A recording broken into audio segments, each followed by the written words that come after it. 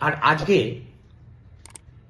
এই তথাকথিত জাতীয় কর্মসমিতির বৈঠকের শেষে আমি একেবারে দ্বর্থহীন ভাষায় বলতে চাই, এই বৈঠকের ঘোষিত এজেন্ডা যা ছিল তা সব ফালতু, একেবারে ডাস্টবিনে ফেলে দেওয়ার বস্তু।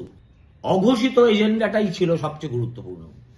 সেটা হলো অভিষেক বন্দ্যোপাধ্যায়কে ওই বৈঠকে বাকি নেতাদের সঙ্গে বসিয়ে তাকে পরিষ্কার বুঝিয়ে দেওয়া, thus far and no further। নইলে হঠাৎ করে এত শৃঙ্খলা শৃঙ্খলা শৃঙ্খলা কথা তৃণমূলীরা বলছেন কেন? শৃঙ্খলা শব্দটার প্রথম কথা, অধিকাংশ তৃণমূল কর্মী শৃঙ্খলা বানানটা ঠিক করে করতে পারবেন বলে আমি মনে করি না। যে সামান্য কয়েকজন পারবেন তারাও জানেন যে এই হজবরল পার্টিতে শৃঙ্খলা বলে কোনো বস্তুই নেই।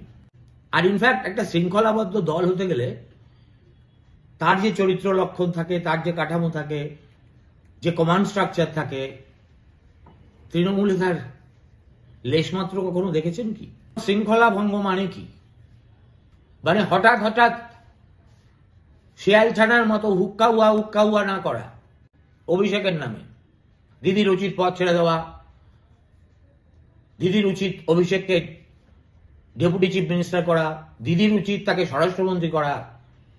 এই যে কিছু শিয়ালছানা হুক্কা হুয়া শুরু করেছিল, প্রধানত তাদেরই মুখে সেলোটে বেটে দিতে আজকে এই শৃঙ্খলার বুলি কপচানো হয়েছে।